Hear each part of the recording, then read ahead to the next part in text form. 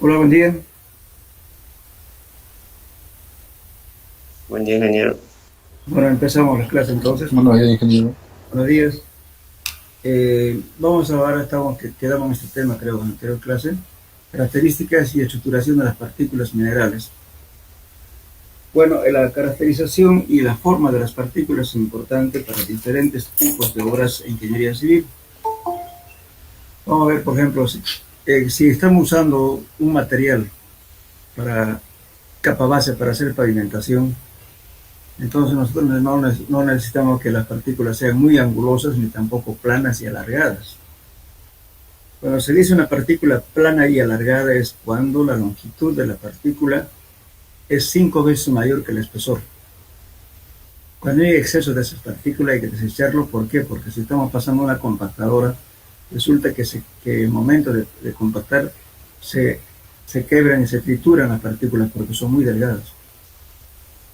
Si hacemos hormigón también, resulta que hacemos hormigón, cuando sometemos a compresión se van a fisurar, se van a quebrar las partículas. Entonces va a dar baja resistencia a la compresión. Por eso es importante la forma de las partículas que se tiene que tener. Entonces, si tenemos partículas, por ejemplo, en este caso estamos hablando de un material anguloso, quiere decir que tiene bastantes ángulos, ¿no es cierto? Cuando la roca o el material está recién, digamos, que produce una quebradura, entonces tenemos esta forma de partícula. Es anguloso, tienen varias puntas. Y si hay un proceso, ¿no es cierto?, de desgaste, de erosión, entonces estos vértices o las aristas que tienen se van a ir desgastando. Entonces, en ese momento llegamos a subangulosa. Justamente el efecto del rodado o la abrasión que está sometido a las partículas cada vez se van haciendo más redondeadas. Entonces, subanguloso va a pasar a subredondeado. La subredondeada es cuando la abrasión y la erosión tienen un proceso más intenso. Como ven aquí, casi ya no tiene esquinas. Entonces la partícula se va convirtiendo casi en una esfera, adquiriendo el grado de redondez y esfericidad a la vez. Entonces luego vamos a tener redondeada, como en el caso de esta partícula, y muy redondeada. Cuando son muy redondeados ya es casi completamente esférica el suelo, perdón, las partículas. Entonces podemos medir esto, cuál es su grado de redondez y además su esfericidad. Entonces este señor Petillon hizo unas fórmulas empíricas que son las siguientes. Por ejemplo, aquí dice, para medir el coeficiente de esfericidad utilizamos esta fórmula. Si quieren pueden expresar en decimal o también en porcentaje.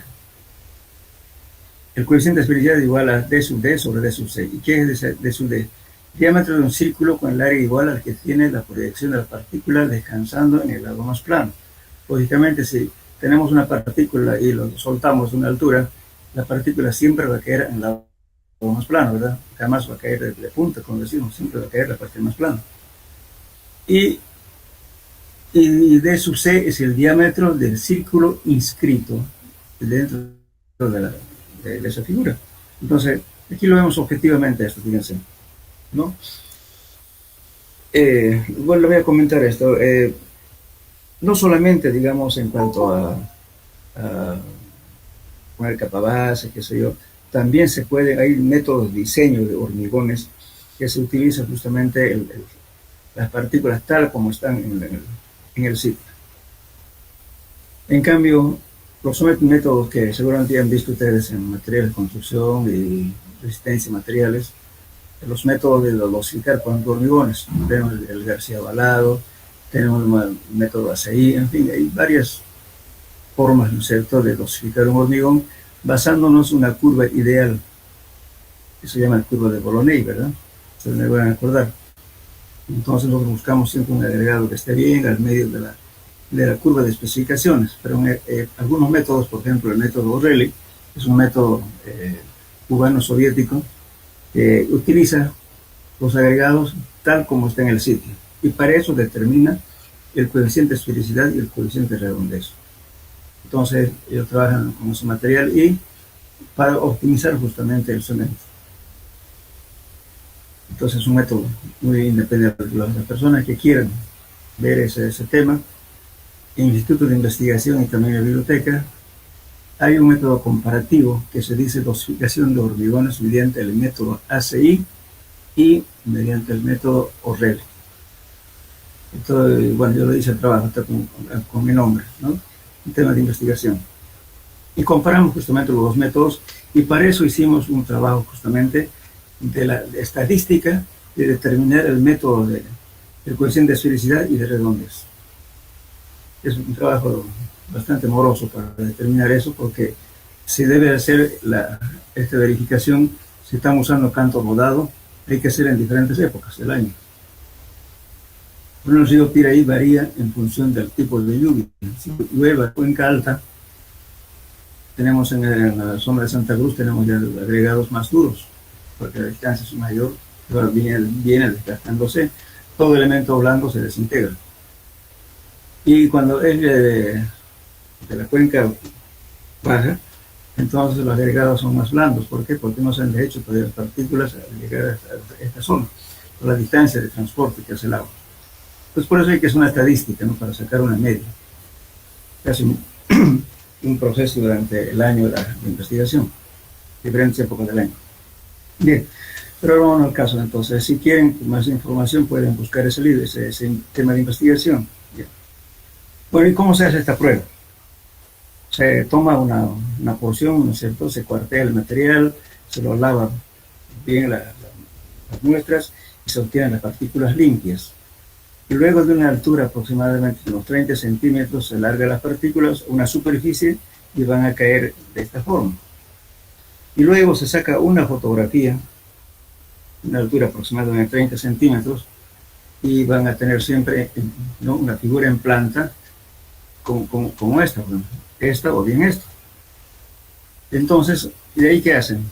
Van a copiar con de la fotografía, lo pasan, ¿no es cierto?, con un lápiz en un papel transparente, en el cual van a trabajar.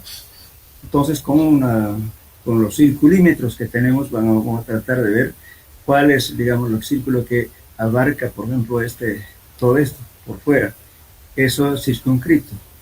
Y otro círculo menor que aquí, que entre, ¿no es cierto?, eso se llama circunscrito, que está dentro de este círculo. Es lo que estamos viendo aquí. D sub D por fuera y D sub C por dentro. Pero no salió la imagen aquí. Aquí está inscrito un círculo. Eso es así, círculo inscrito. La relación de estos dos nos va a dar justamente el coeficiente de esfericidad. Cuando D sub D es igual a D sub C, ¿qué pasa? Es completamente esférico. Cuanto más sea chico este valor, quiere decir que el suelo es menos esférico. De esa forma se mide el coeficiente de esfericidad. Bueno, ahora vamos a medir el coeficiente de redondez. Lógicamente aquí estoy exagerando la partícula, que lo he hecho a propósito, está muy larga. Entonces, aquí tenemos esta fórmula que es su coeficiente de redondez. La sumatoria igual a 1 sobre R sub I, todo sobre R sobre N. ¿Qué significa esto? Es la sumatoria de todas las partículas, todos los círculos que se puede dibujar en este esquema de acá. Aquí tengo un redondo, aquí tengo otro redondo, de repente aquí también voy a poner otro redondo, aquí voy a poner otro círculo, otro círculo, en fin, lo lleno de círculos. Entonces, todos círculos chicos, que es la sumatoria, justamente por eso, la sumatoria de R sub I, con su radio entre cada uno, ¿no? Y el R grande es el círculo mayor inscrito en esta figura, es R, que viene a ser esto. Ahora, todo eso es dividido entre N. N es el número en las esquinas donde se pudo hacer los círculos. Este valor N. Eso nos da justamente el coeficiente de redondez. Cuando este valor sea más grande, lógicamente va a ser más redondo, ¿cierto? Casi va a ser ya una esfera completa. Y cuando se aproxime esto a cero, lógicamente que va a ser una partícula más o menos parecida a esto, o con otra forma, pero no va a tener esfericidad. Entonces, cuando se aproxima a ser más redondo, lógicamente se convierte en esfera. Esa es la importancia que tiene justamente el uso de materiales, ¿no? En hormigones, también en carreteras, hay que determinar inclusive las caras fracturadas, cuántas caras fracturadas, las normas, por ejemplo, para hacer pavimento flexible o exigen cuántas caras fracturadas tienen y cuántas partículas planas y alargadas. Todo eso se mide. Entonces hace una plantilla y se va midiendo cuánto de largo con respecto a la altura. Si excede al porcentaje que las normas exigen, entonces hay que mejorar el material, pedir otro acopio de material, con su defecto sacar todas las partículas planas y alargadas. Porque eso no es bueno usar partículas muy alargadas, porque cuando estamos compactando se escritura. Entonces, lógicamente, que el valor de CBR, que estamos buscando un suelo bueno, que soporte, ¿no es cierto?, que las cargas, entonces no va a soportar las cargas con las cuales estamos diseñando, se va a triturar. Por eso en pavimentación, cuando hacemos la compactación, se debe controlar no solamente la densidad máxima, sino hay que controlar la granulometría. Cuando la granulometría, a veces, si hay partículas fracturadas, muchas fracturadas, entonces ya no cumple con la curva granulométrica inicial. Y por tanto, ya si varió eso, ya varía el CBR. En suelo duro vamos a ver ese tema del CBR. CBR quiere decir capacidad de soporte del suelo, ¿no? Entonces él disminuye. Cuanto más alto sea el CBR, tiende a ser un suelo mejor. Entonces el CBR se mide de 0 a 100. Entonces, lógicamente, voy a diseñar un CBR alto y pongo el suelo y resulta que lo compacto, lo trituré y lo bajé el valor CBR. Y por tanto, las cargas que tenía que soportar el suelo ya no me soporta, se lo transfiere al pavimento. Y el pavimento va a fallar porque no está calculado para soportar esas cargas. Es el principal problema de los pavimentos. ¿Está claro? ¿Entendieron el tema? ¿Para qué sirve esto?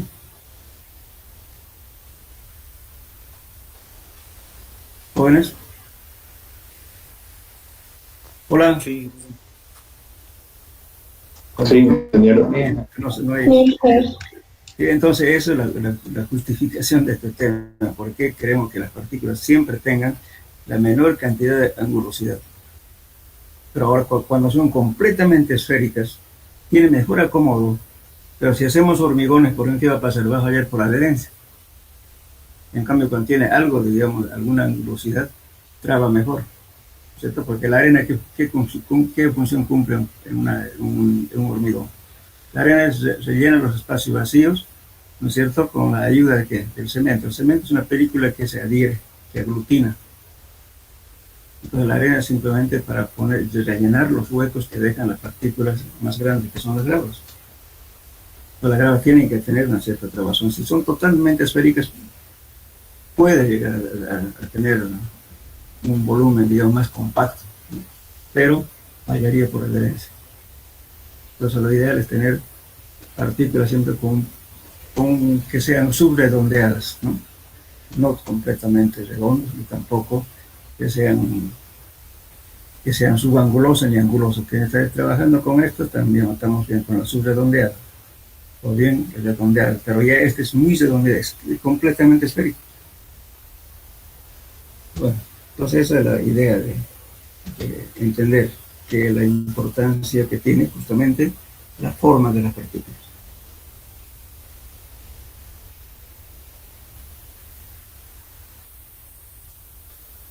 Bien, ahora entraremos en lo que es exploración y muestreo de suelos.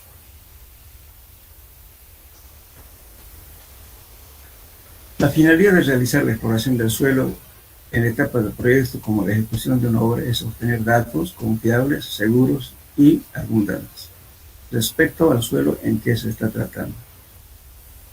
Un estudio o exploración del suelo va coadyuvado con laboratorio de mecánica de suelos, mediante el cual se obtiene los siguientes datos, ¿no es cierto? ¿Qué es clasificación de suelo?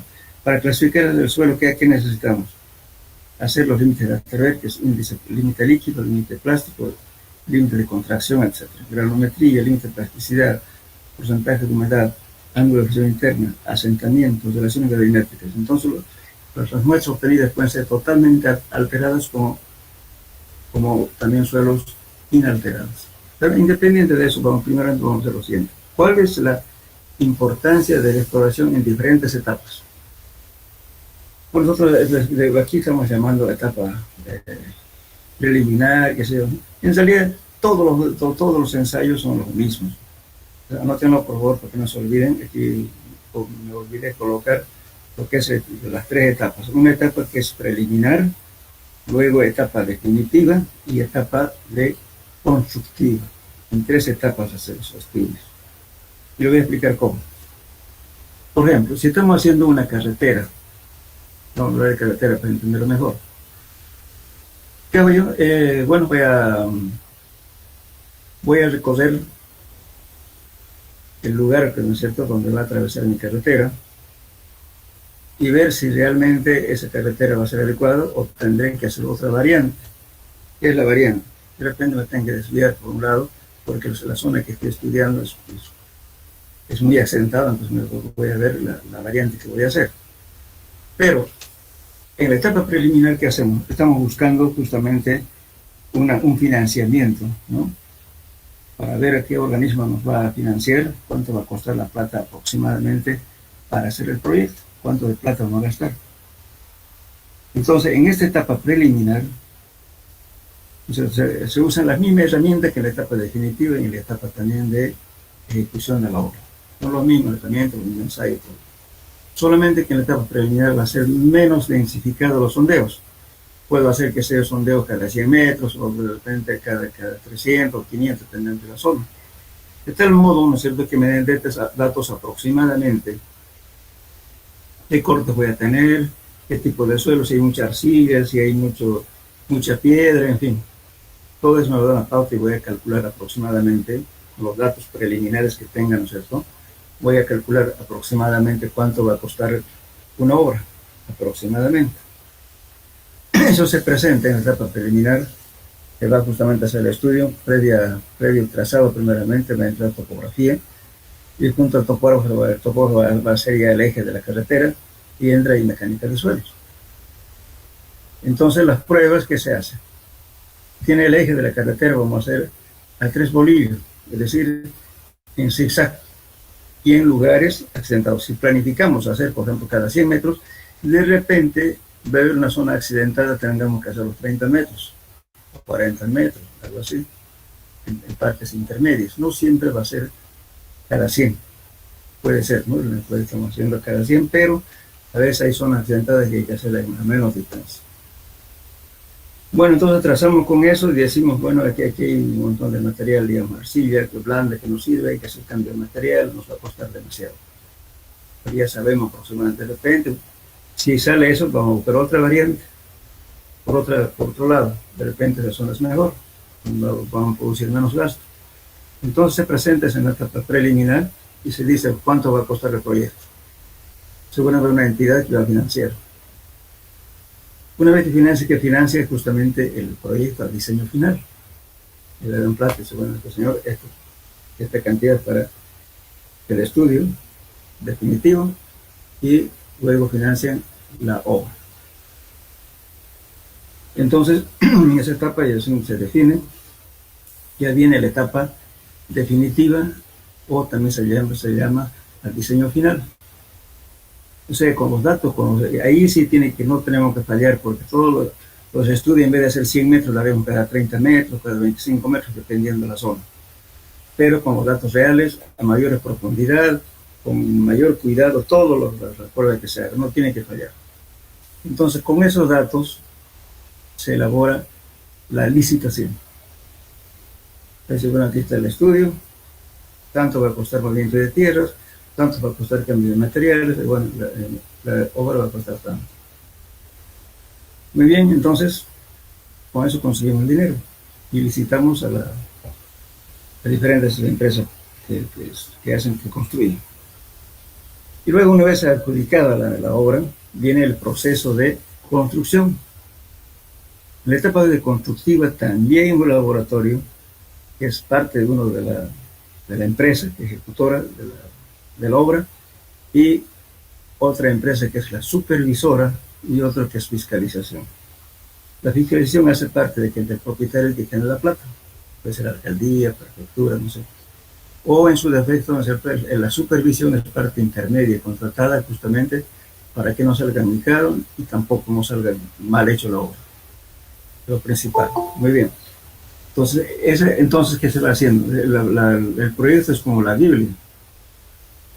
Dice, haga tal cosa, tiene que hacer en tal parte, de tal tramo a tal tramo hay que cambiar. De tal tramo, de tal progresivo a tal progresivo, es muy buena en materia, entonces no esté cambio muy bien.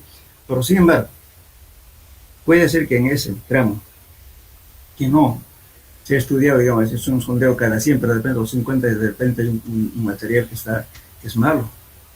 Entonces hay que hacer el laboratorio de la constructora para decir, señor, esta parte no está como está en el proyecto y por tanto necesitamos cambio.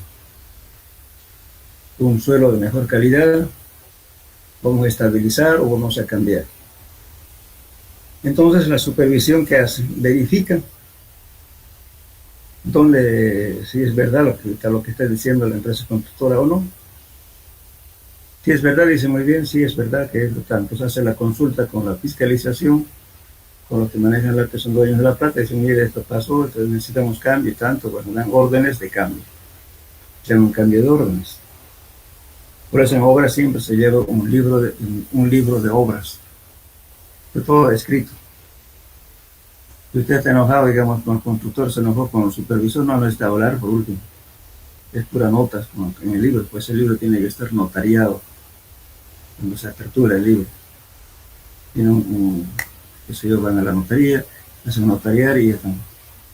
Entonces ahí dice, pues muy bien, entonces se ordena, ¿no es cierto?, el cambio. Entonces la empresa va a presentar cuánto va a cobrar adicional por ese cambio. Bueno, sucesivamente, si hay muchas fallas en la etapa definitiva del proyecto, entonces a veces no alcanza la plata. Que en muchos casos ocurre eso. Los proyectos se hacen tan rápido al calor político, lógicamente por la rapidez no lo hacen bien las cosas. Resulta que después cuando están construyendo, falta la plata y no se acaba el proyecto. O le quitan un ítem. De repente no hacen señalizaciones, de repente no hacen algunas cosas que tenían que hacer, bueno, en fin, porque faltó dinero. Por eso todo depende, como les digo, del diseño del proyecto. Y el diseño se hace con la etapa definitiva que se hace el estudio de suelos. Porque hacer qué es, pues carreteras. Es topografía y suelo. Y nada más. Movimiento de tierras. Todo es movimiento de tierras, fíjense. Cambio de material o mejorar el material en el mismo lugar. Luego, lógicamente, la pavimentación, todo en la tecnología, pero lo más importante es movimiento de tierras. Por eso no debe equivocarse uno justamente en los sondeos. Mucho depende del tipo de trabajo que se haga con las empresas.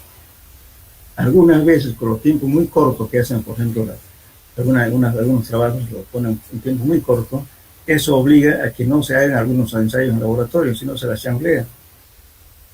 Muchos hacen eso. Presentan un tiempo más corto, pero sin embargo no da el tiempo para hacer como debe hacerse. Pero se maneja así siempre, todo el ingeniero no se olvida, el ingeniero trabaja para ayer, no para mañana. Todos apurados. Porque este trabaja con plata prestada, con equipo alquilado, que el obrero lo está cobrando por estar sentado porque no hace nada. Entonces hay que acelerar el trabajo. Entonces un ingeniero flojo no puede ser empresario ni tampoco encargado de obra. Mejor se va a dormir, no. Esa es la figura. Eso no sé si me están entendiendo. Entonces la etapa definitiva de sondeos es lo más estricto, lo que tiene que considerarse, digamos, ¿cierto?, que sea bien hecho. Entonces no vamos a tener muchos errores. Bien, entonces la etapa constructiva es lo que hace el seguimiento sobre lo que está diciendo el proyecto. ¿Entendieron? Entonces las tres etapas en los sondeos son etapa preliminar, etapa definitiva y etapa constructiva. Entonces la preliminar, como le digo, solamente para convencer a los que financian cuánto puede costar un proyecto y para que le busquen y le den el dinero. Y en la etapa definitiva ya tienen que saber el costo real de la obra, cuánto va a costar. Eso sería la cosa en cuanto a las etapas. Ahora los trabajos que se hacen en sondeo son los mismos trabajos, con la misma herramienta, solamente en la etapa definitiva hay que hacer con más detalle. Luego en la variación. Bien, entonces los sondeos pueden ser pozo a cielo abierto, con muestreo alterado e inalterado. Por ejemplo, cuando hablamos de pozo a cielo abierto es esto, una zanja. O también cuando puede ser, esto no siempre rectangular o cuadrado, puede ser también circular. A veces cuando se hacen circular lo llaman pozo romano, que es lo mismo. ¿Qué estamos haciendo? Estamos excavando a pulso, ¿no es cierto? Un agujero. En este caso esto es cuadrado, pero puede ser circular también. O rectangular. A veces es mejor hacer rectangular para no sacar mucha tierra. El rectangular se hace generalmente, ¿no es cierto? Dependiendo de la persona que va a hacer, que va a entrar ahí. Qué sé yo, si tenemos un gordo, pues, normalmente, digamos, ¿no es cierto? Los sondeos se hacen de forma rectangular, 80 centímetros por 1,20. Pero si tenemos un gordo, pues no va a entrar en 80 centímetros, ¿no es cierto? Tendremos que hacer de un poco más ancho. Pero eso no es una regla general, sino lo que hay que dar justamente a qué profundidad podemos ver, cómo es la cosa más fácil para que el personal trabaje y sin peligro. Porque si estamos haciendo muy angosto y tenemos un suelo húmedo o algo que puede quedar enterrado la persona ahí, entonces hay que tener mucho cuidado.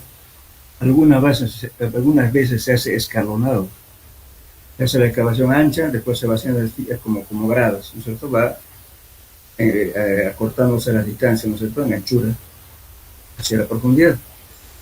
¿Eso para qué? Para que el suelo no le entierre al obrero que está trabajando ahí.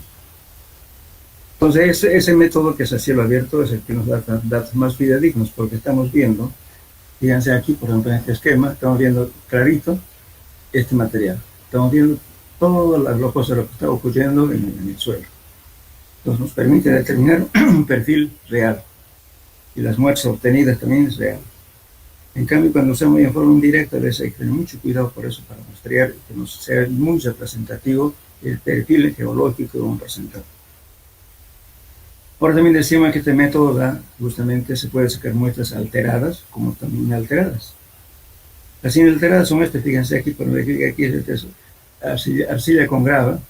Entonces, ¿qué es lo que se está haciendo? Se da una forma de esta forma y luego se coloca una caja, puede ser de metal o de madera, y luego se echa arena aquí encima y luego se lo tapa aquí, se corta acá y se lo vuelca y ya tiene la muestra inalterada. O también se puede hacer, qué sé yo, si el suelo es arcilloso, entonces directamente cortamos un bloque, ¿no es cierto? Lo hacemos un pequeño cubo y luego pues acá lo cortamos y ya tenemos un cubo de esa arcilla. Cuando se toman las muestras inalteradas, así, a cielo abierto, se hace de la siguiente forma. Generalmente se hace un cubo de 30 por 30, estoy hablando de 30 centímetros, 30 por 30, no lo más fácil, lo más ideal.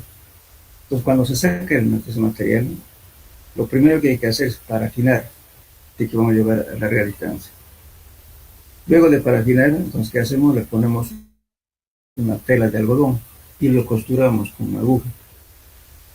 Y luego le echamos otra vez la parafina sólida y otra vez la tela. Se hace 3 o 4 capas de esa forma.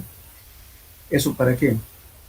Para que no se altere nada. Es decir, como si estuviéramos poniendo una costra encima, una cobertura dura que permita que el suelo vaya inalterado hacia el laboratorio. Entonces, una vez ese procedimiento de proteger, qué sé yo, se pone la tarjeta con todos los datos, ¿no? La ubicación, obra, la fecha, todos los datos posibles, bien identificados. Entonces esa muestra se pone en una caja. La caja tiene que venir, generalmente se pone acerrín húmedo, o si no tiene acerrín pueden poner chala de arroz. Y luego se coloca la muestra adentro y se tapa con una caja de lavado y listo. Ustedes pueden mandar en camión, pueden mandar en avión, como sea, a veces a largas distancias. Entonces la muestra está protegida para que no se rompa y llegue inalterado al lugar. Eso cuando se hace de muestras inalteradas. De esta forma, sacar en forma directa. Pero también se pueden sacar muestras inalteradas con muestreador de pared delgada. Bueno, ¿qué significa esto? Nos vamos a adelantar un poco.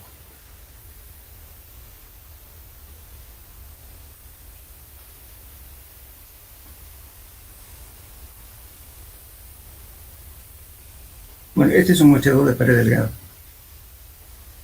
Fíjense, este tubo es aproximadamente de 1.5 milímetros de espesor, bien delgado.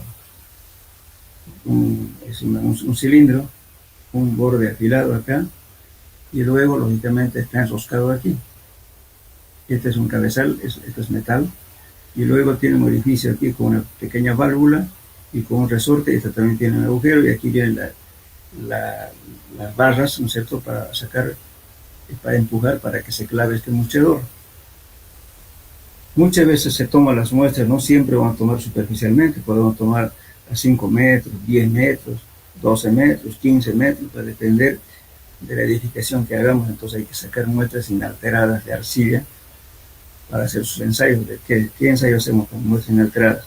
Vamos a hacer asentamiento por consolidación, vamos a hacer ensayos, qué sé yo, del peso específico, vamos a hacer la relación de vacíos, la porosidad. Y hay muchos ensayos que necesitamos saber tal como está el suelo internamente en el suelo. Para eso se hace la muestra inalterada. Entonces, estos muestradores inalterados, perdón, este tubo Shelby es un muestrador de pared delgada. Entonces, se saca, ¿no es cierto? Una vez metido esto, lógicamente, esta valvulita que tiene es para que, si estamos, supongamos que estamos en arcilla donde hay agua, lógicamente, cuando estoy clavando en arcilla, cuando saque la muestra, se me va a caer la muestra. Eso ¿qué se hace? Entonces, aquí tiene una válvula, cuando el agua que está internamente en el tubo pasa hacia las barras digamos, las barras de extensión, hay otros tubos acá, entonces sube el agua por arriba. Y luego, aquí tiene unas pequeñas ventanas, aquí, una ventana aquí, otra ventana acá. Entonces, cuando estoy arrancando el muestreador, entonces resulta que esta válvula se tapa, no deja pasar el agua aquí para que la muestra se quede.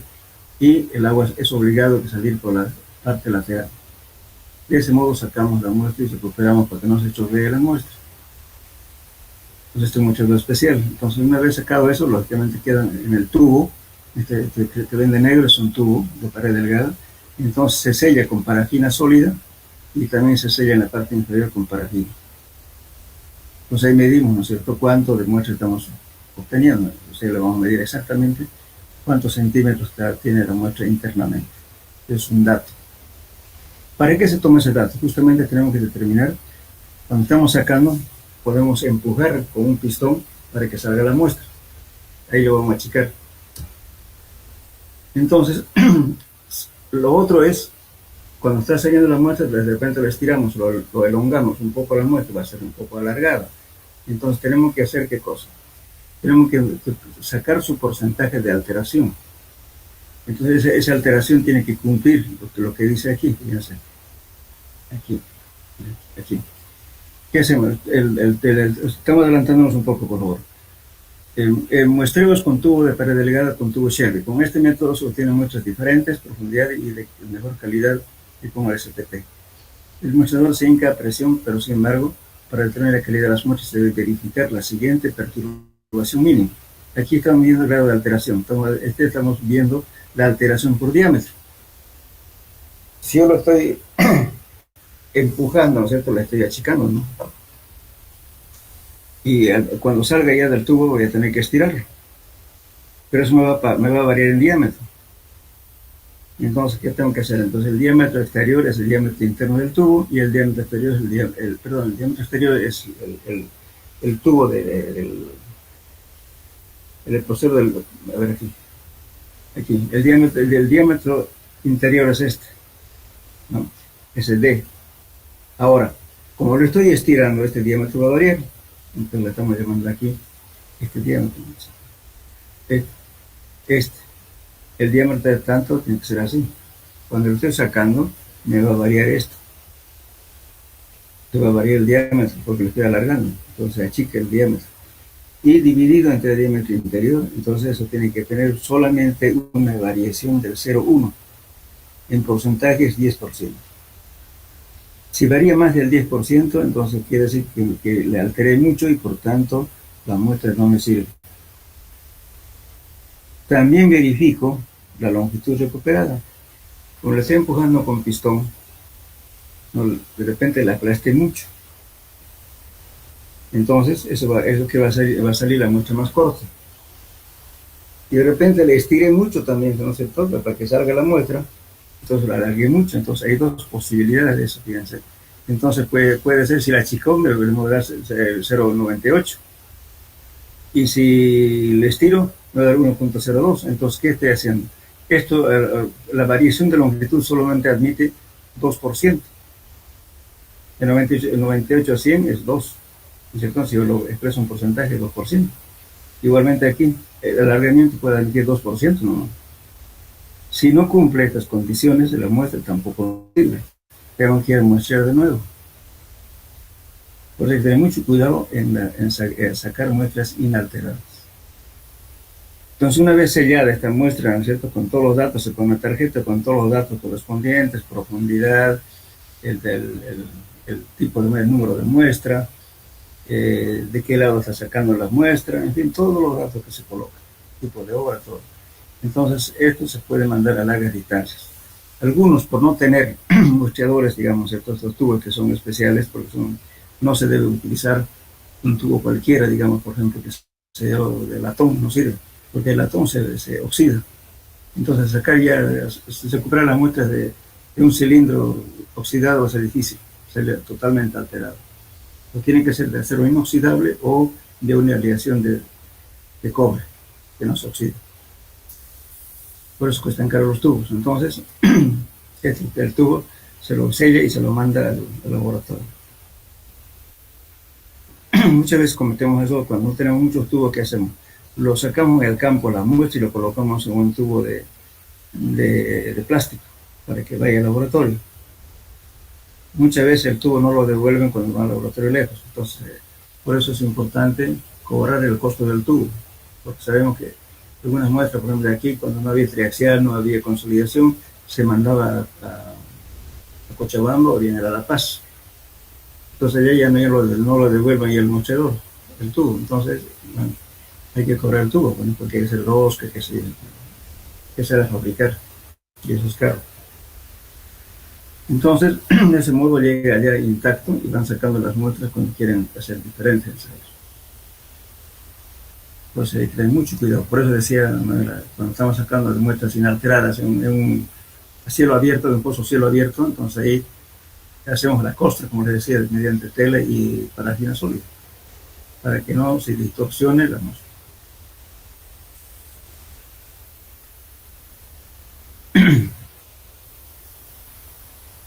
Bueno, volveremos a eso.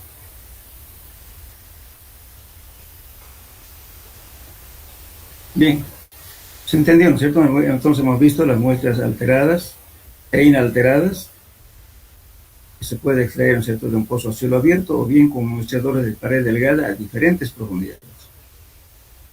También, ¿no es cierto?, tenemos otro tipo de perforación con posteadora, barrenos helicoides o métodos similares. Esta es una posteadora, conocida también como pala Iwan. Su verdadero nombre es pala Iwan. Aquí nosotros le llamamos pala Vizcacha, pero si nosotros ponemos pala Vizcacha y le mandamos nuestro informe a Brasil o bien a Argentina, que si no van a saber qué es eso. Entonces se pone pala Iwan o pala posteadora. Así se escribe Iwan. Después tenemos otro helicoide, que es este tipo. Él se utiliza para suelos arcillosos. Fíjense, esto va cortando, la muestra sale internamente. Esto corta y va metiendo la muestra internamente. O también este mostrador, un barreno, ¿no es cierto?, con una broca parecido al de perforar madera, igual. Entonces en cambio esto, en las hélices que tiene, ahí sale la muestra. Esto se utiliza para arcillas, especialmente para arcillas. Ahora, para el caso de las arenas, cuando estamos trabajando con agua, a veces utiliza estas herramientas. Este es un mocheador, ¿no es cierto?, con zapata, corta a la vez, ¿no es cierto?, para introducir y golpear y entrar de este modo y recuperar la muestra. Ahora, si tenemos agua y suelo granular, no vamos a poder sacar las muestras, se chorrean con agua. Entonces se utiliza esto. Te pone un pequeño, una, ¿cómo lo puedo decir? Una pequeña compuerta. Como esto hay una rosca aquí, entonces en la rosca se hace agarrar esta compuertita que tiene aquí una bisagra. Entonces cuando entra la muestra, pues se abre. Y cuando estamos sacando, se cierra. Lógicamente, en este caso, esto igualmente tiene un cabezal y tiene un orificio, ¿no es cierto?, de salida para los costados para que no empuje la muestra del agua, que generalmente a veces trabajan con agua o por debajo del nivel freático. Entonces, en este caso se hace igualmente que en el caso anterior, sí tiene una pequeña válvula aquí, y cuando estés arrancando esto, se cierra la válvula y el agua sale por los costados, como en este caso. Y no grita por el costado, entonces el agua chorrea por el costado, pero no empuja a la muestra que está en el cilindro, en el mochador. En fin, en el mochador a veces hay que idearse cómo recuperar las muestras. Algunas veces también se hacen mocheos continuos. Se mete con una máquina, ¿no es cierto?, las muestras y luego se pueden meter varios metros. Luego se saca toda la muestra aquí y tiene una válvula acá, no una válvula, una rosca acá y otra rosca aquí. Entonces, cuando saque la muestra se destornilla y se abre en dos, el tubo se parte en dos. Entonces ahí medimos el estrato que estamos sacando. Pero eso se hace con máquinas grandes. Por ahí hay que meter por lo menos 3-4 metros de tubo. Hay que sacarlo sin alterar nada. Sacamos y abrimos la muestra, lógicamente la muestra tal como entró, hacia adentro. Entonces el tubo es bipartido, está partido en dos. Bien. Ahora, esta herramienta auxiliar es muy importante. Es una herramienta auxiliar para otros métodos. También me debería decir aquí.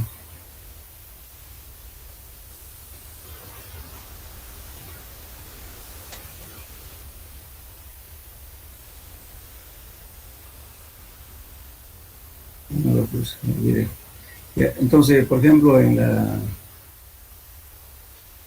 aquí, cuando supongamos que tengamos un terraplén o cualquier suelo que no nos interese mucha información acá, entonces estos helicoides vienen seccionados. Uno puede hacer rápidamente con una máquina, se coloca aquí un motor y dos personas agarran de ambos lados, entonces al girar entre esto igualito que una broca. Ahora la muestra se va saliendo justamente por el helicoide, va botando afuera, pero es totalmente alterado. Entonces perforamos hasta la profundidad que nos interesa, entonces paramos este sistema y metemos ya esta herramienta o en su defecto un mecedor de pared delgada. Entonces eso es rápido con esto. Pero sale la muestra totalmente alterada porque al meter la broca le estamos alterando totalmente la muestra. Eso a veces se hace cuando hay un terraplén, por ejemplo. Si hay hundimiento de la carretera y sabemos que la muestra lo que está fallando es digamos, la parte baja del terraplén, entonces necesitamos estabilizar el subsuelo, digamos. Entonces hasta ahí hago agujeros, porque no me interesa la otra parte de arriba. Es rápido, entonces se hace con la máquina. Pero normalmente, para estudios de suelos, hay que utilizar estas palas, ¿no es cierto? Estas son simplemente pala Vizcachi, que la llamamos, o pala Iwan, generalmente de altura, aproximadamente de 30 centímetros de altura. Y diámetro varía entre 3 a 4 pulgadas. Esto lo mismo, a veces utilizamos de 2 pulgadas o 3 pulgadas, no más. Y cortos. ¿Para qué? Porque tenemos que sacar las muestras cada rato para identificar si hay un cambio de estrato o no, porque tenemos que dibujar el perfil estratigráfico.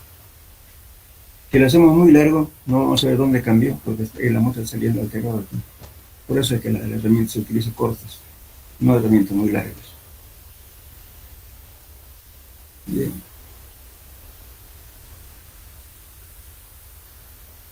En fin, después tenemos otros tipos también, por ejemplo, ¿no es cierto? Como decía, estos mochadores, después también muchas veces cuando estamos perforando, también se utilizan barrenos. Suponiendo que yo estoy perforando un agujero ya mucha profundidad y no voy a, encontré con una, posiblemente con piedras bolones por ahí, pero quiero saber que debajo de repente esa piedra o grava puede ser pocos centímetros, pero tengo que estar seguro de que ese estrato me da confianza. Entonces, ¿qué tengo que hacer? Pues agarro un cincel,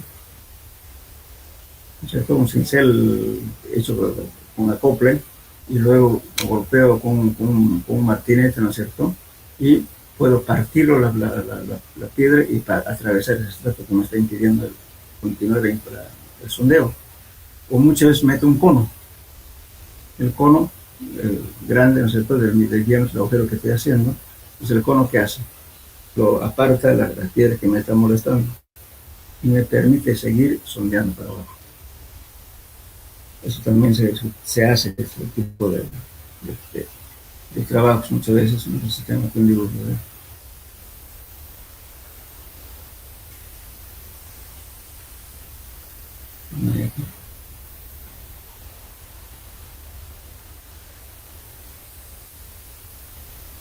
Estos son brocas de que vamos a hablar. Estos son para perforar en formaciones duras con presencia de rocas que se después hablamos de esto. No olvidemos con esto.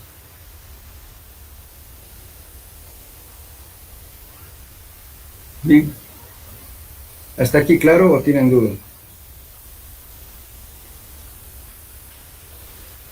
¿Se entiende, ingeniero? Sí, muy bien. Entonces vamos a pasar a los métodos que es el método de muestras.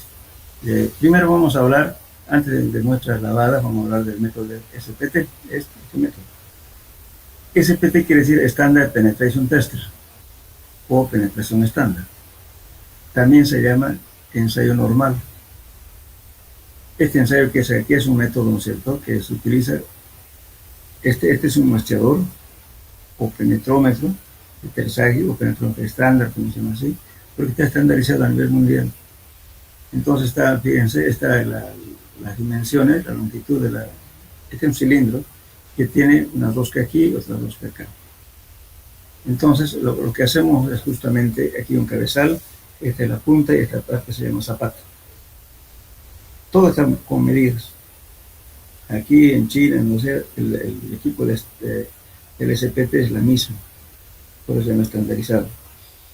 Entonces este mostrador se hinca con un martinete que pesa 65 kilos o 63.5.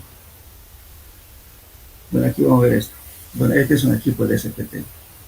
Un trípode, aquí arriba está con una polea en la cual está tirando mediante una cuerda, y aquí tiene un motor, fíjense. El motor está levantando, mediante esta polea levantamos el martillo hasta cierta altura, y luego dejamos en caída libre y golpeamos en un cabezal, que es este, y se va penetrando este penetrómetro llamado cuchara de Terzaghi o penetrómetro de Terzaghi.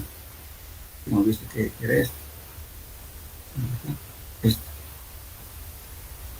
Entonces, hemos contado la cantidad de golpes necesarios para penetrar 30 centímetros primeros y los 30 centímetros últimos. Entonces se marca 15-15, se cuenta. Para 15 centímetros tanto golpe, para 30, para otros 15 tanto. Entonces en total se penetra 60 centímetros. Los 30 primeros hay que desecharlos y hay que tomar los 30 últimos. Esa es una variante, eso se hace cuando existe agua. Pero si no existe agua, podemos golpear 15 primeros que vamos a desechar y los 15 últimos, perdón, y los últimos 30 centímetros tomamos en cuenta para el cálculo. Si es que no hay agua. Pero si hay agua, necesariamente tenemos que penetrar 60 centímetros. Desechamos 30 y tomamos en cuenta los 30 últimos. Eso se llama penetración estándar. Entonces, ese es el método más empleado en nuestro medio. Entonces, obtenidos los valores de SPT, del trabajo de campo, se hace una corrección. Me olvidé colocar en este tema, pero ustedes lo van a hacer como tema de investigación. Anótenlo, por favor.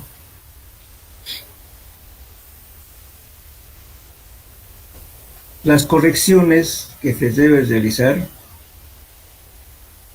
las correcciones que se debe realizar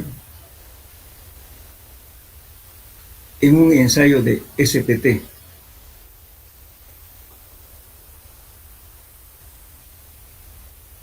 ¿Notaron? Supongamos que a mí me dé 30 golpes, digamos. Los 30 golpes voy a corregir por la eficiencia del martillo, por el diámetro del agujero, por la longitud de las barras, por la presencia de agua y la presión efectiva. Entonces se hace una corrección. Entonces, el valor corregido es es el valor que se toma en cuenta para los cálculos.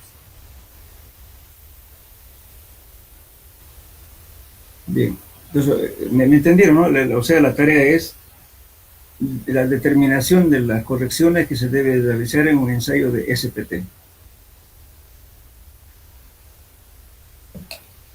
El método que empleamos aquí, el de SPT, es el tipo Donut en Santa Cruz. En toda Bolivia, en realidad. Tiene pequeña variante en los métodos del SPT. El que manejamos nosotros es SPT tipo Donut.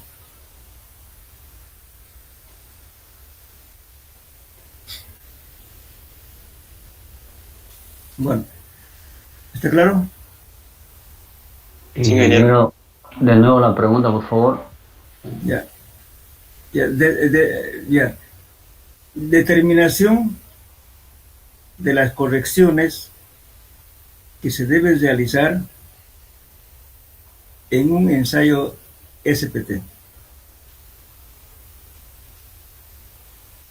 Standard Penetration Tester, o también simplemente el ensayo normal. Así se llama.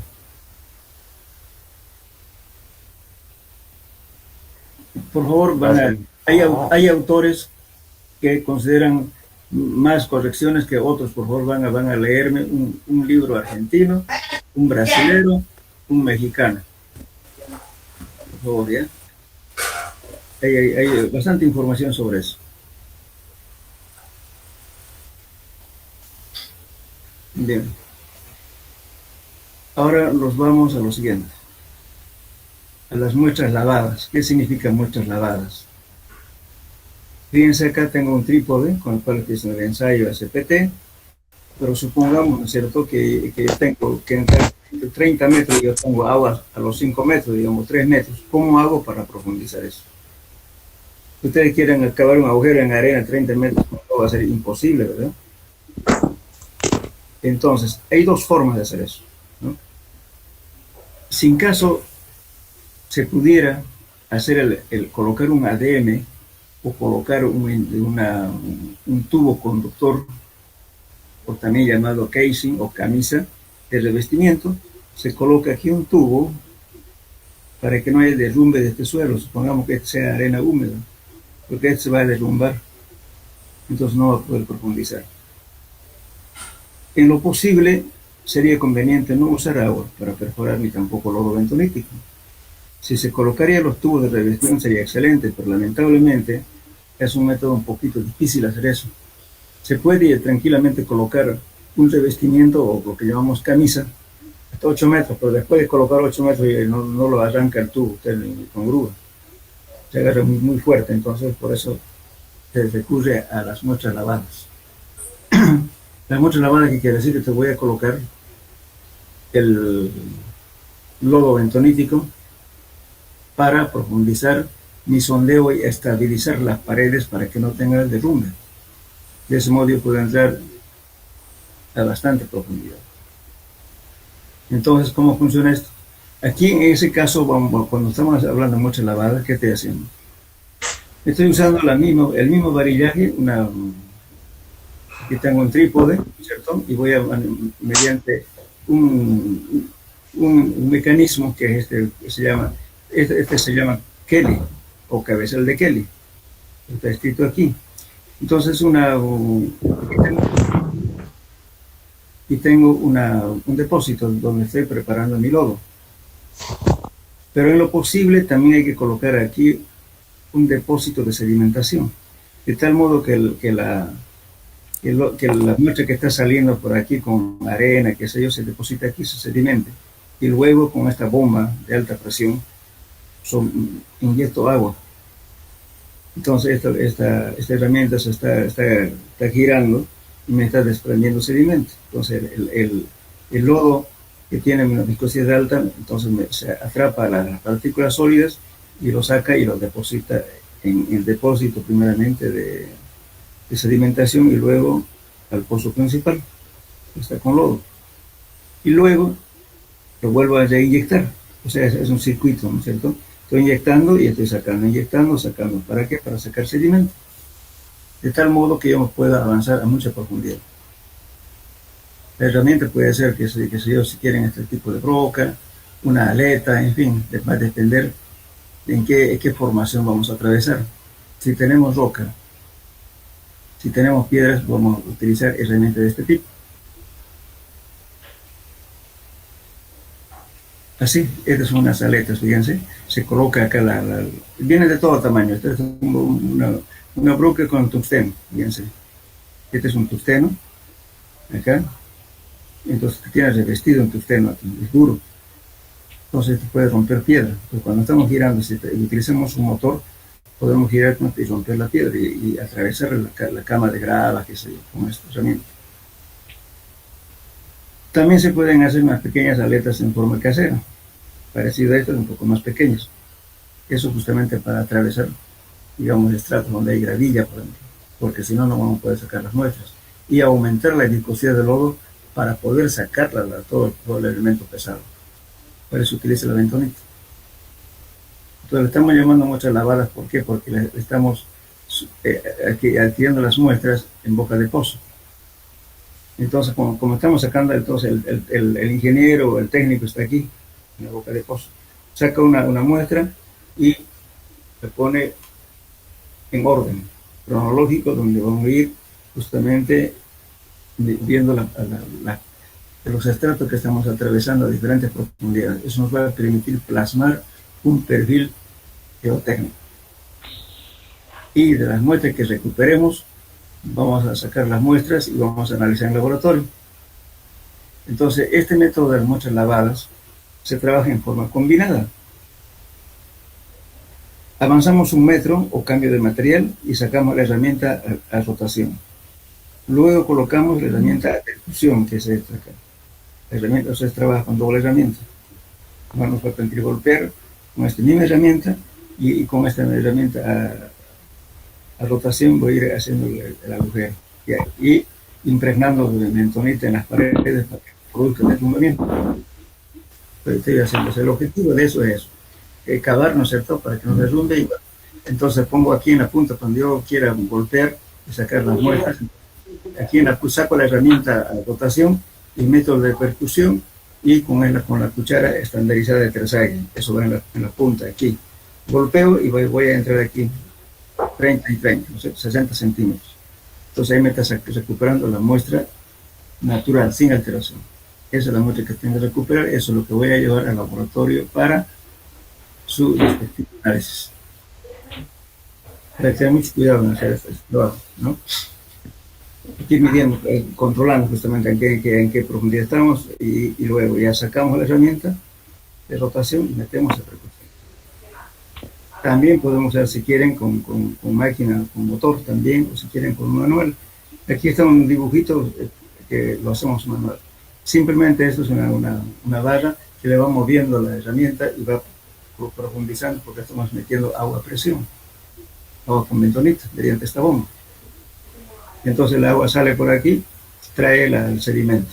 Entonces aquí se hacen unos pequeños estanques acá para que se quede las muestras ya de arena y aquí llega lodo limpio. Y luego lo inyecto otra vez y hago permanentemente ese ciclo. De esa forma se hace este ensayo combinado y obtenemos datos a cada cambio y cada metro. Es moroso, ¿no? Sacar la herramienta, meter el golpe, sacar la herramienta de rotación y meter el golpe. Eso puede hacer a mucha profundidad. Sondeos de 40, 50 metros tranquilamente, ¿no? Pero colocando un revestimiento va a ser muy difícil, o con lo que llamamos la camisa. ¿Entendió lo que estoy hablando o no lo entendió? Estamos combinando este método que es la percusión, porque este martillo está estandarizado, y la altura de caída también. El martillo puede pesar 65 o 63.5. Cuando uso un martillo de 65 kilos, la altura de caída es 60 y... Aquí estamos hablando. Aquí, fíjense. 65 kilos del martillo para golpear y la caída libre 75 centímetros. Si utilizo un martillo de 63.5 kilos, mi altura de caída es 76 centímetros, varía 1 centímetro. En ambos casos está aceptado. Solamente hay que tener en cuenta cuál martillo está usando, 65 para 75 de caída libre, ¿no? O está usando 63.5 para 76 centímetros. Eso hay que tener en cuenta.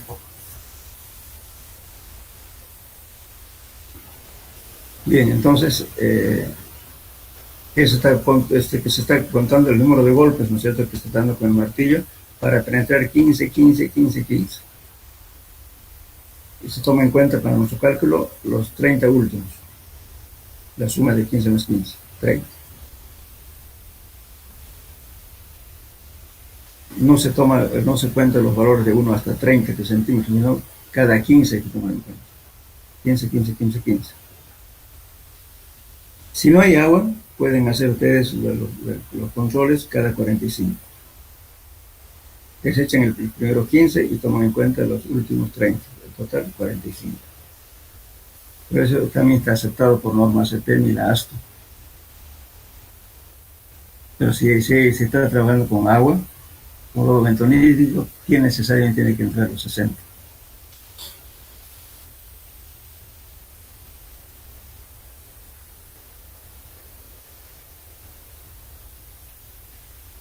Bien, está claro hasta aquí, ¿no? Porque es el ensayo que más utilizamos.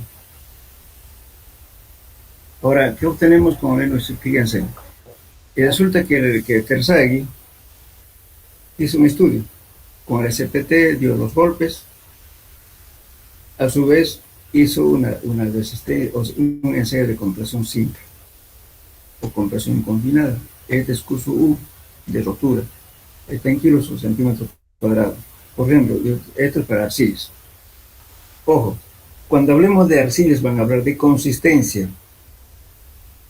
Consistencia muy blanda, consistencia media, consistencia rígida, consistencia muy rígida, consistencia dura. Cuando hablemos de suelos granulares, arenas o arenas con grado o limos con arenas, vamos a hablar de compacidad. Compacidad muy suelta, compacidad media, compacidad compacta. No se van a olvidar, aquí estamos hablando, cuando en el momento en que ustedes lean consistencia, se está refiriendo a las arcillas. Esta consistencia muy blanda, con el número de golpes que obtuvo con el SPT, fue menor a 2. Para ese caso, con su U, la última, la rotura, está considerando 0.25. La blanda, de 2 a 4, cuando entra los 30 centímetros, ¿no es cierto?, con 2 a 4 golpes, está haciendo, ¿no es cierto?, de 0.25 a 0.50. Para que sea admisible, esto tengo que afectarlo por un factor de seguridad, que generalmente es 2, para las tensiones admisibles. Cuando calculamos la capacidad de carga en un suelo, afectamos factor de seguridad de 3. Entonces aquí lo mismo está haciendo, ¿ve? Entonces esta es la última, entonces ya ustedes, para que sea admisible, tienen que dividir entre factor de seguridad. Consistencia blanda, media, firme, algunos dicen rígida, aquí está diciendo firme, muy firme, otros dicen muy rígido, varía un poquito bueno, seguramente en la traducción, porque del inglés al español o al portugués, ¿no? Pues sale un poco distorsionada, pero siempre tenemos que hablar de consistencia. Aquí dura, ¿ve? Cuando es mayor a 30 dura. Entonces la resistencia con presión simple da mayor a 4.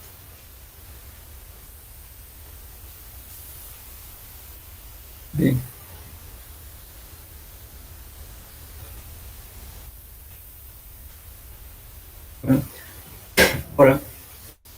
hay diferentes tablas, ¿no es cierto?, para poder. Aquí, por ejemplo, esto es para calcular. Estamos en número de volt para 30 centímetros también, ¿verdad? Entonces estamos aquí de compacidad relativa y con eso yo puedo calcular mi presión vertical, que en realidad es la tensión admisible del suelo, pero aquí no le estoy diciendo si es admisible o último, solamente dice presión vertical. Y aquí igualmente sigo con un número de golpes, un cierto número de golpes que estoy diciendo, para los 30 centímetros corregidos, ¿sí? Con eso entro, ¿no es cierto?, a esta curva. Bajo aquí tengo el valor del ángulo de fricción interno.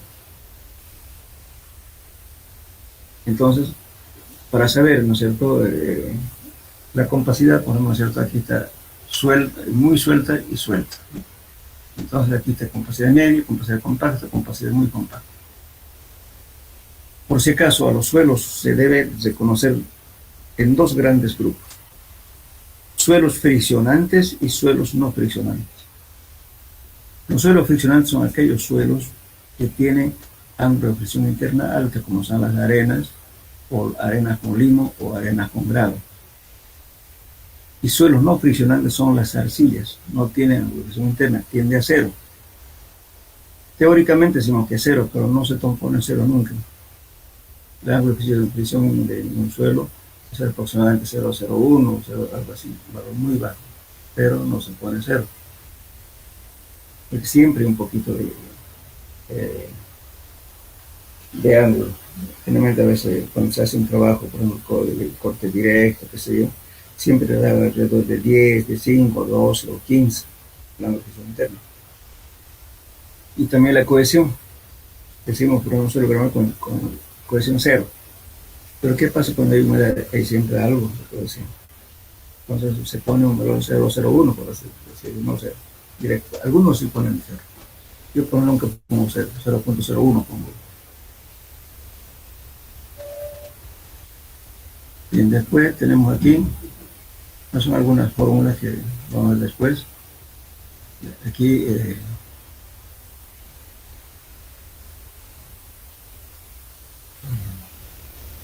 vamos a ver, por ejemplo, quería dar la fórmula, primeramente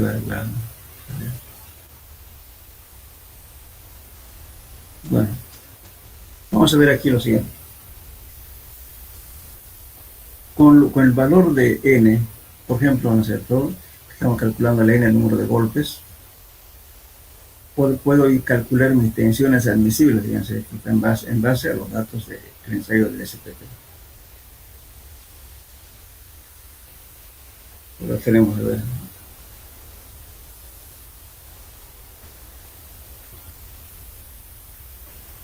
Vamos a hablar un poquito, más que todo, sobre las correcciones, por favor. Porque yo quisiera, todas estas fórmulas, la próxima clase vamos a ver en detalle todas, porque si no vamos a quedar en ellas. Entonces, por ejemplo, aquí estamos hablando de relación del ángulo de fricción interna y la penetración estándar, ¿no?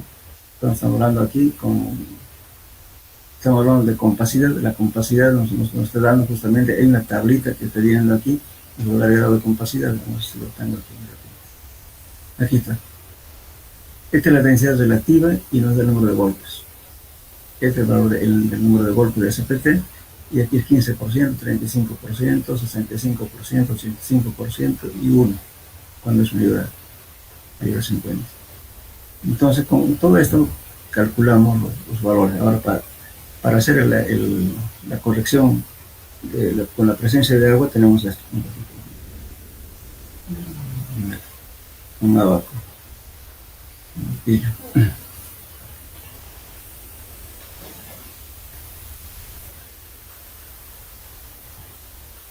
Igualmente aquí también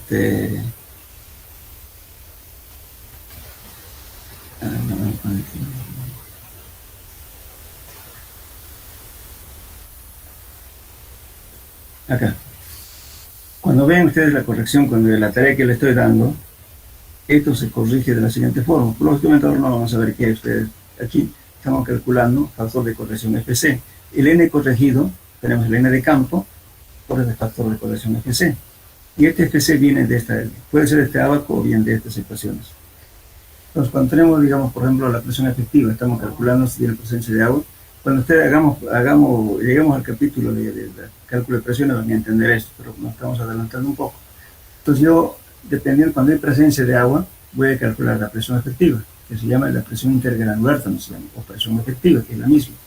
La presión granular o presión efectiva es igual a la presión total menos la presión neutra. Entonces, cuando hay agua, tenemos que calcular este valor para hacer la corrección. Entonces, aquí, por ejemplo, suponiendo, digamos, ¿cierto?, la presión efectiva me dé 2.5, digamos, bajo aquí tengo el factor de corrección, este FC. Este FC lo voy a multiplicar al N de campo, al número de golpes obtenidos en el campo con el CPT, multiplico por este valor, por FC. Eso me da la corrección. Por cuando hay agua, por supuesto. Si no hay agua, nos hace esa corrección. O en su defecto pueden utilizar estas fórmulas. Relaciones empíricas para FC, el factor de corrección, ¿cierto?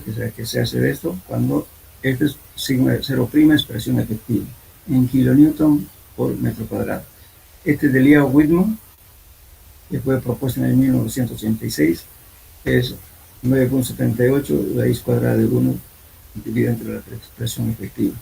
O Skepton en el 86 también, 2 sobre 1 más el 1 por la presión efectiva. Entonces necesariamente tenemos que saber calcular la presión efectiva. O también el PEC y el 1974 tenemos esto. Lo más usual y lo más fácil para emplear es este. Muchos programas vienen con este valor.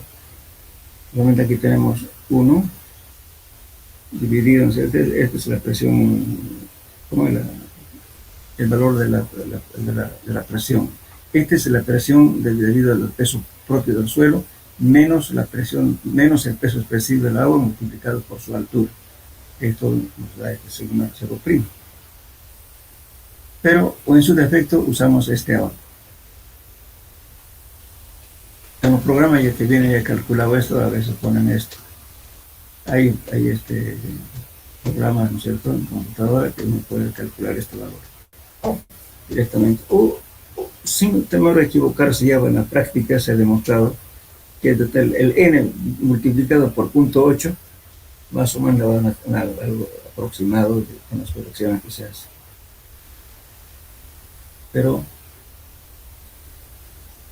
para cumplir con las normas hay que hacer la corrección. Pero que van a hacer como tarea. ¿Ya?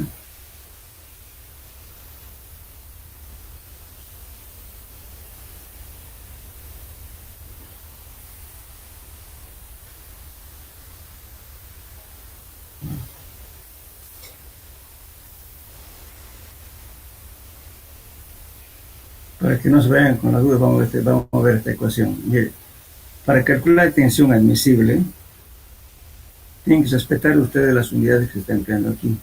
Por ejemplo, este lo da Mayer-Koch, y se establece la siguiente relación Mayer-Koch para suelos típicamente arenosos o una fundación superficial. O sea, para una fundación, por una zapata, la fundación superficial es una zapata o zapatas, pueden ser zapatas aisladas o también zapatas continuas, ¿no? Pueden ser dos tipos de zapatas. Pues para ese caso toma 3.3 por n, que es el n corregido del SPT, por b es el ancho menor de la zapata. Siempre vamos a basarnos en, o sea, cuando digamos zapatas cuadradas o circulares, entonces se particulariza, pero todas las fórmulas generalmente están hechas para zapatas rectangulares. Entonces este b viene a ser el ancho menor. Pongamos que su zapata sea 2 por 4 metros, digamos, por así decir. B va a ser el menor, 2. Y eso va a ser B siempre referido al B. Y este D es a qué profundidad va a estar su fundación. Se llama altura de desplante o profundidad de la fundación. Entonces, imagínense aquí, lo voy a cargar directamente tensión inadmisible, ya no tengo que afectar por factor de seguridad nada. 3.3 por n corregido por b, que es el ancho menor de la zapata que estoy mencionando, 1, ¿no?, más d, la profundidad a la cual va a estar la zapata, y entre el ancho menor de la zapata. Todo eso multiplicado por 1 sobre 20. Eso me va a dar en toneladas metro cuadrado. Ahora, una vez que yo haga este valor de toneladas por metro cuadrado, yo puedo llevar a la unidad que quiera. Pero primeramente se debe hacer este. Por esto, este coeficiente que está manejando es para estas unidades. Entonces PFD van a expresar en metros, ¿no es cierto? Y N es el número de golpes corregido. Entonces te le va a dar, una vez que te determine tensión admisible, que le va a dar toneladas de metros cuadrados, si quieren pueden volverlo en kilos centímetros cuadrados, los medios que quieran. Pero siempre está considerando siempre un asentamiento de una pulgada.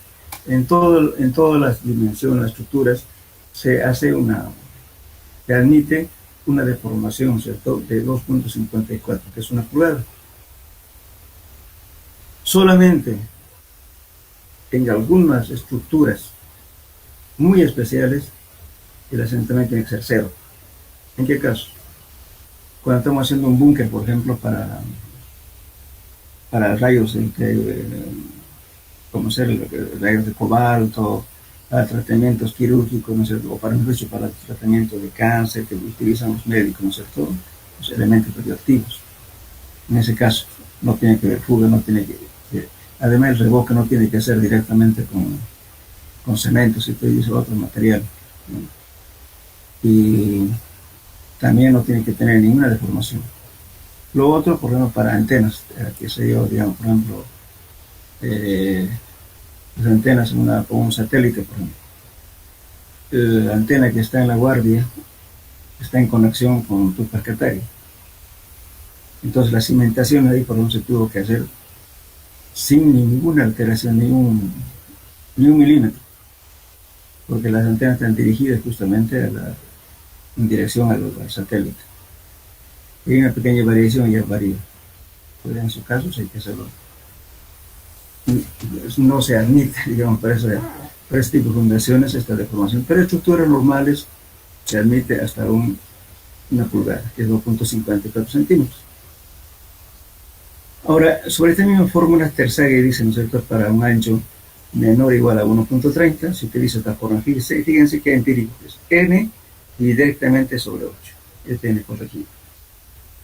Ahora, si el ancho menor de la zapata es 1.30, utilizo esta fórmula. N, que es el número de golpes, 1 sobre 1.33 por el ancho menor de la zapata, todo al cuadrado, entre 1 sobre 20 se me da kilos centímetros cuadrados, y es admisible. Ahora, si yo tengo agua, aproximadamente, digamos, agua, entonces, ¿qué hago? N sobre 10, fíjense, le estoy quitando. También puedo utilizar, cuando no hay agua, se puede convertir en N sobre 5.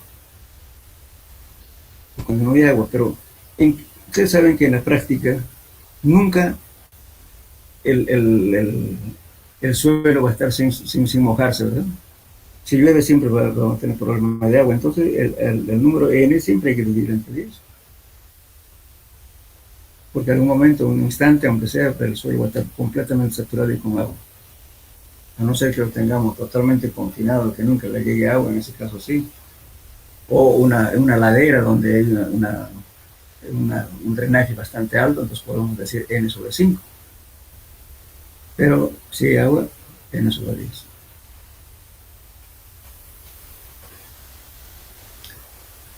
Bueno, entonces aquí quedaremos jóvenes, ¿ya? Quedamos en la figura 11. Bueno, hasta luego. Hasta luego. Hasta luego, Inge. Hasta luego.